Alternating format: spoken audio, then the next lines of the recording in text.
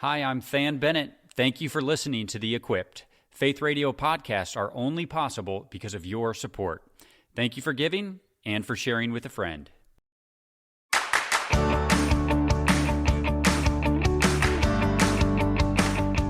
Shootings, impeachments, suspensions, and drones, and more drones.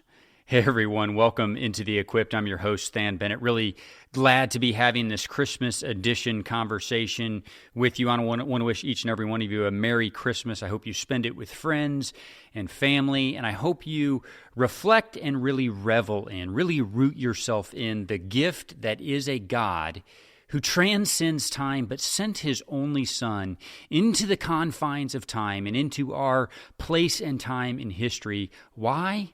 To redeem you, because he wanted a relationship with you, and he gave his only Son in this moment, in this home, in this place, in this space, confined by time, limited by time. He sent his Son into that place to redeem you, to call you his own, and to call you into relationship with him. And so I hope you reflect on that this week, and I want to wish you a very Merry Christmas from our family and from the Equipped community. Those headline stories, those are the leading headlines that we'll be considering today, and as always, we will consider them through the lens of the true and the beautiful. If you're joining us for the first time on the broadcast, welcome.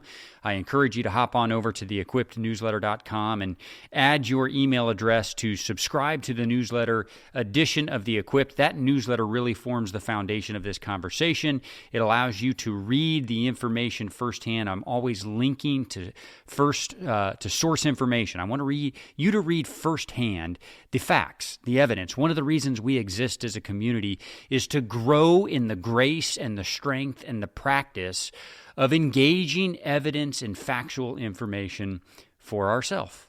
We live in a world that is just a deluge of constant information. And by the way, my voice in your ears right now is part of that deluge of information. I do not want you to take what comes from my lips and take it as gospel. As much as I try to keep opinion out of this broadcast, and when I do exert opinion, I try to tell you that. But even then, there is a certain bias that comes through my lived experience. And I do not want you to take that as gospel. I want you to interact with the firsthand source information that I provide in the newsletter version. Most of it is Scripture. That is really the lens that we want to look through. That is the lens of the true. But then when we do consider headline news or legislation or law, a link to portions of the Constitution or portions of bills or laws, parts of the statute that I want you to read and interact with for yourself. That's part of being self-governed, and it's one of the goals here at The Equipped, that we as Jesus followers would learn how to equip ourselves to view all things through the lens of the true and the beautiful, and to be the hands and feet of the gospel in each of these situations. And so we will turn to those headline stories in just a moment. In the meantime, if you do not yet get the newsletter, it's at theequippednewsletter.com. When we close our time today, this week, we will be talking about a pleasing aroma. And the image provided by my wife, Brooke, will bring a smile to your face. I encourage you to check that out if you have not already, before we get to the beautiful section at the end of the broadcast. But we're going to start, as we always do, with the true, by standing on eternal truth. This week's version of the true is called Crowned Sinner, but we're going to be talking about the enemy's two favorite tactics.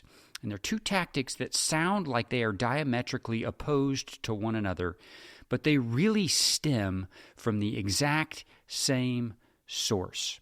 So we're going to discuss that right now on The True.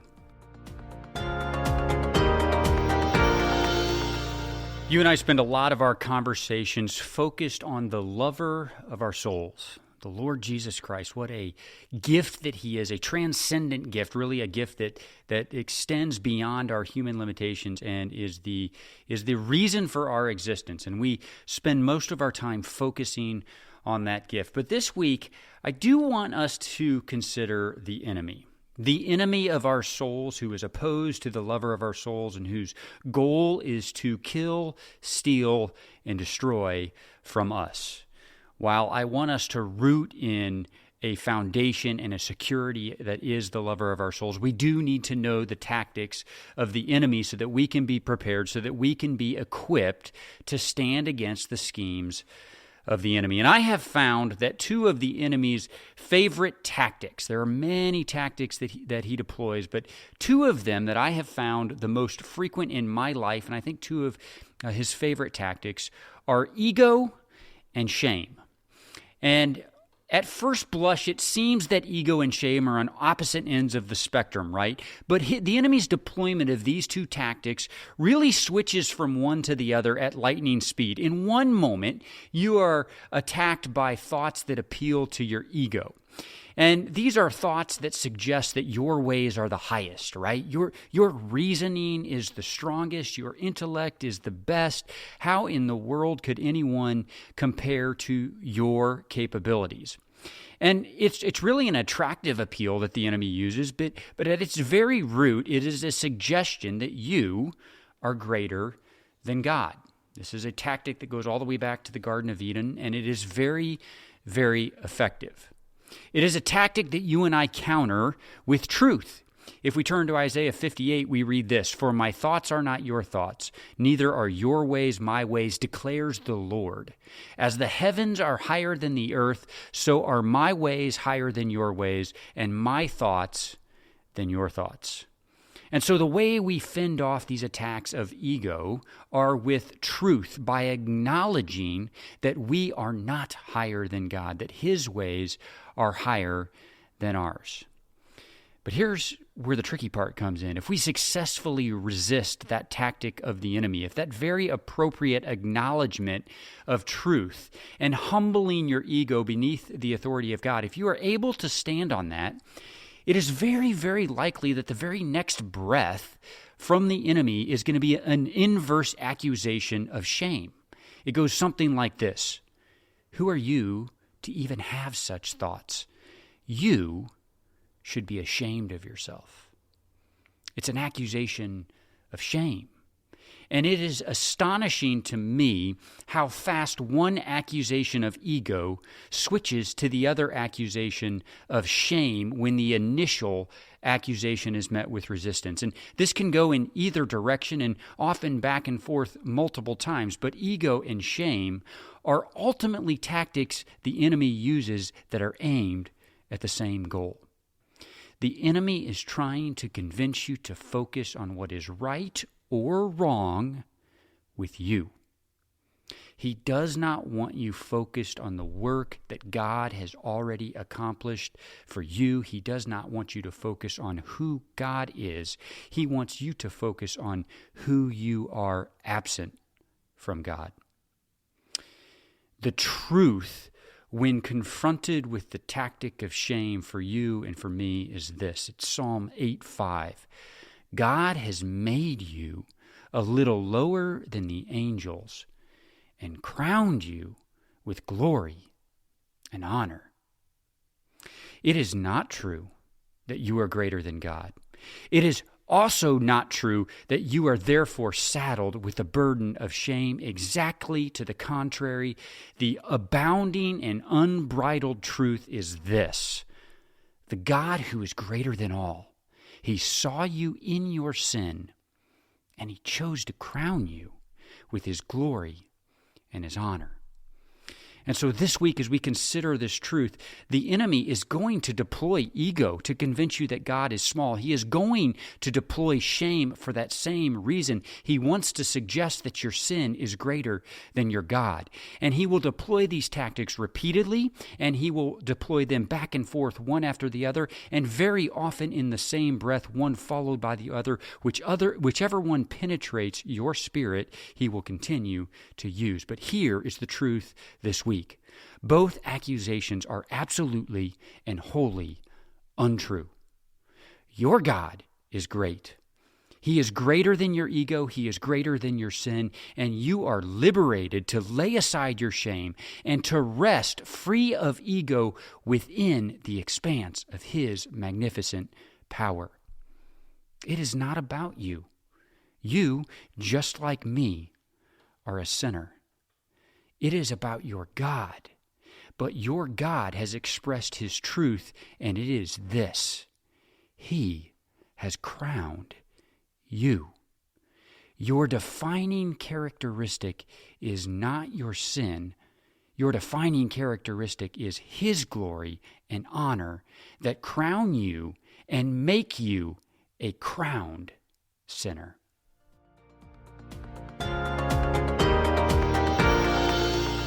Your God has crowned you with his glory and his splendor, and I just really challenge you, stand in that truth and in that revelation this week as we turn to our headline news. We're starting with a very difficult story. These are stories that seem to be coming around more frequently. They are really difficult ones to view through the lens of the beautiful, but the facts are this: 3 people are dead and several more are injured after a 15-year-old girl opened fire in a private school in Madison, Wisconsin this week.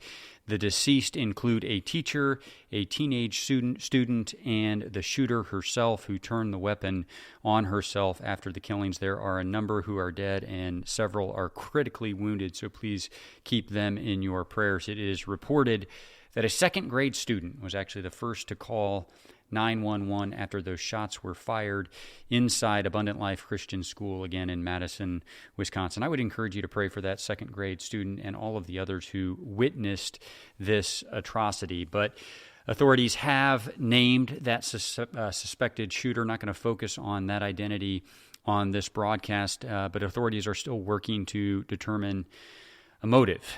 Meanwhile, in a story that is now several days old and that has probably crossed your radar, the 26-year-old man who is accused of killing the United Healthcare CEO Brian Thompson, he has retained a very high-profile defense attorney. That suspect is charged in Manhattan. That's where the crime took place, but he's being held in Altoona, Pennsylvania, and the first legal challenge in that case is going to be one of extradition. Will he challenge extradition? And if he does, will extradition back to Manhattan for trial be achieved and be rendered?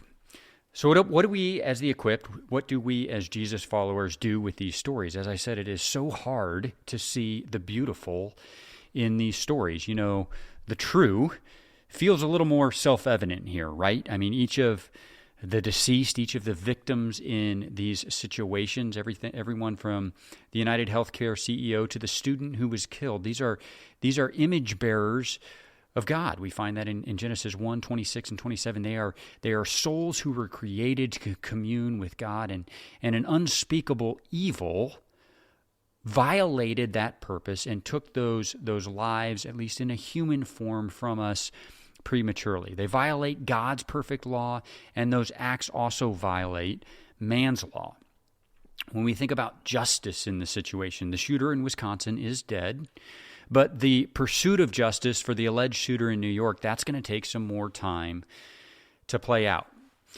It is also going to take time, and I would say almost assuredly until eternity, for the families of these victims to work through their grief. There is a separation, even for those who know Jesus and have the promise of eternity. There is a temporary separation and a loss from their world that they will now have to walk through, and that is going to be a devastating consequence of the brokenness that is in our world and has been displayed in their lives.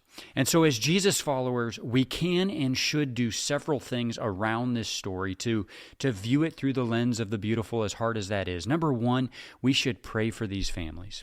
We should pray for the families of the deceased, that they would be comforted and that the memories of their loved ones would be cherished. Number two, we should also be reflective about how to mend the brokenness, how to mend those personal and collective and societal fissures that are so evident around us. We can point to many of the causes, but how can we as the Equipped be a part of the solution and mend some of those fissures that eventually lead to acts of such evil? And finally, number three, I would just encourage us, let's treasure every day that we have with our loved ones, as it could be the last on this side of eternity. We read that in Psalm 90, verse 12. It is a truth that our family has recently walked through natural causes, but we never know when an act like this will invade our lives here on earth. So treasure the days that God has given you with your loved ones. By the way, I think that posture best enables us to actually apply our things to the things and the tasks that are secure forever and that an act like this cannot rob from us. I want to close with this. It's Psalm 90:12. I referenced it a moment ago, but I want to read it to you as we close our consideration and our conversation about how to interact with this story. It says this: "So teach us to number our days, that we may apply our hearts unto wisdom."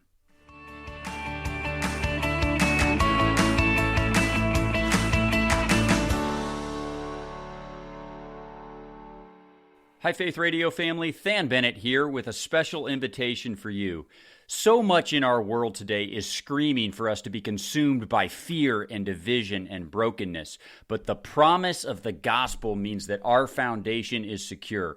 We should live not from a place of fear, but instead our lives should be marked with power and with love and with sound minds. And so every week I'm sending out the Equipped newsletter. Every issue opens with truth from God's Word. From that vantage point of truth, we look at a handful of current events in our world. We do it not to simply consume information, but we do it looking for opportunities for the gospel of Jesus Christ to inject love and healing and redemption into those who need it. We close every issue with a simple reminder of something that is beautiful in our world.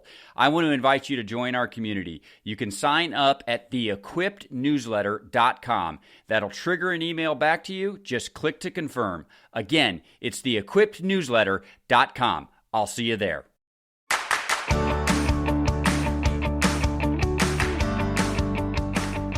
Happy birthday. You might be thinking, don't you mean Merry Christmas? Well, no, actually, I mean happy birthday, because The Equipped is turning 2 years old over this holiday break. It has been a great 2 years of building community with you. I encourage you, in celebration of our birthday, I encourage you to share The Equipped with a friend. Give that gift of belonging. You can hop on over to theequippednewsletter.com or forward the email that landed in your inbox to a friend and invite them to join our community. Of course, you can also support The Equipped and help us reach a greater audience for the purpose of magnifying the Lord in our day and time and helping us as a community view all things through the lens of the true and the beautiful. Our second headline story this week comes out of South Korea, where South Korean President Yoon Suk Yeol has been impeached and suspended in an overwhelming vote in the National Assembly. The vote was 204 to 85. That action was instigated by Yoon's invocation of martial law 2 weeks ago. Now, the martial law only lasted about 6 hours before the public pressure caused it to be revoked. The prime minister or the president claimed that his action was in response to the parliament behaving like, and I quote, a den of criminals. But this suspension of Yoon puts the prime minister, it's Han Duck-soo, in power while South Korea's constitutional court decides whether or not to restore Yoon. They could either permanently remove him or they could restore him to power. In the meantime, Han Duck-soo is in power and caretaker of South Korea's government. So what do we do as Jesus followers with a story like this?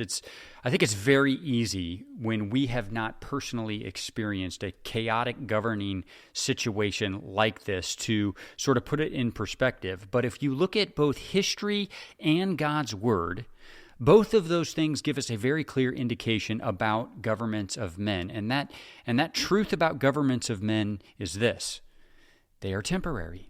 And I know it might not feel that if you live in a stable democratic republic like the United States, like I do, but we read in Acts 17 that nations and rulers rise and fall. And we read in Psalm 9:7 that only the eternal kingdom is forever. And so the tumult that we see in South Korea right now, it's sudden and surprising on one hand, but it's really not all that surprising, not that unique if you compare it against a wider lens, a wider view of human history. You and I might think it seems just unthinkable that a relatively stable and peaceful democracy like South Korea could go through a situation like this. But this story should inform the way we interact with our own governance, whether it's self-governance like in the United States or if you live somewhere else in the world. It should remind us that even seemingly stable governments of men need to be constantly defended, and our own participation in our self-governance should be robust, and it should always be with an eye towards an understanding that a chaotic situation like this could be just a breath away.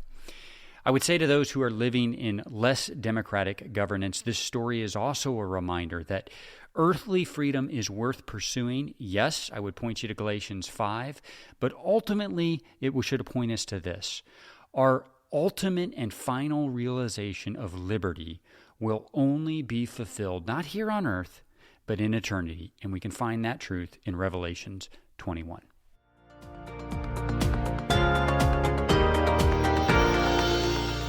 Drones, and more drones. In many ways, this is a lighthearted story to close out our time together on The Equipped, but it's also a very real situation that's happening right now. Drone sightings in the United States are on the rise. There have been a particular large number of them in the New Jersey and New York regions. Now, it is true that many of these so-called sightings have turned out to just be planes or stars, clearly misidentifications of drones. However, officials have acknowledged that there is a very large, the word that they're using is ecosystem of drones in the United States. There are more than 1 million drones legally registered in the United States alone. There are very likely a number of unregistered drones as well, and sightings of those drones are increasing. And a growing number of people, including officials, are calling for investigations into what we know about where these drone flights originate, who owns the drones that are in the air near our military facilities or public gatherings like athletic events, and what are the capabilities of those drone flights. So this is a conversation that has increased over the last few weeks, and I think will probably continue in the days ahead. And as you and I, as Jesus followers, consider what to do with a story like this, I think it is true. Drone technology, like every other technology, is a bit of a two-edged sword, right? On the one hand, drones can provide tremendous capacity for recreation and for innovation. And on the other hand, they can present a security threat or an invasion of privacy. And so that will be a balancing act, a conversation about how to balance the benefits of a technology like drones with the threats or the inconveniences that could be presented. It will be a discussion about what to do about them and also who should be responsible for doing that. And this is my opinion, but I think it may be that latter conversation. Who should we trust to actually be in charge of that situation? That I would say, my opinion, might be the most important part of the conversation. Your responsibility as a Jesus follower, yes, it's to be aware of the world around you, but it's mostly to be focused on the one that transcends that. Drones and other technologies, they very well might present exciting ways to expand your horizons and to creatively walk out your ambassadorship of Jesus. It's also very likely you'll experience some negative ramifications of technology, and that balancing act will be one of the most time-relevant and most specific to the day and age in which you were created for and which you were born into. I would point you to 2 Timothy 1:7 as a final thought on this story. This is a story that's going to create a huge number of theories and, yes, even conspiracies. But the mind of Christ is what enables you to operate not from a place of fear, but from a place of power and love and clear thinking.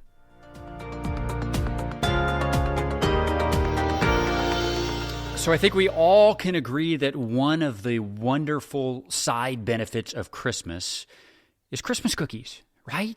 Christmas cookies, the smell of Christmas cookies baking in the oven, it is just one of those things that is about as welcoming and comforting as anything that I can possibly imagine. If you jump on over to theequippednewsletter.com, you will see an image of the baking of Christmas cookies in progress. You will actually see a depiction of one of the messier parts, the intentionally messy parts of baking. But the end result of that baking is oh so worth it, and it is a beautiful reminder that God sees in us not our sin, but rather He calls us what? A pleasing aroma to Him. I'm Thann Bennett. This is The Equipped. We are all here at The Equipped wishing you a very Merry Christmas. We'll talk to you next week.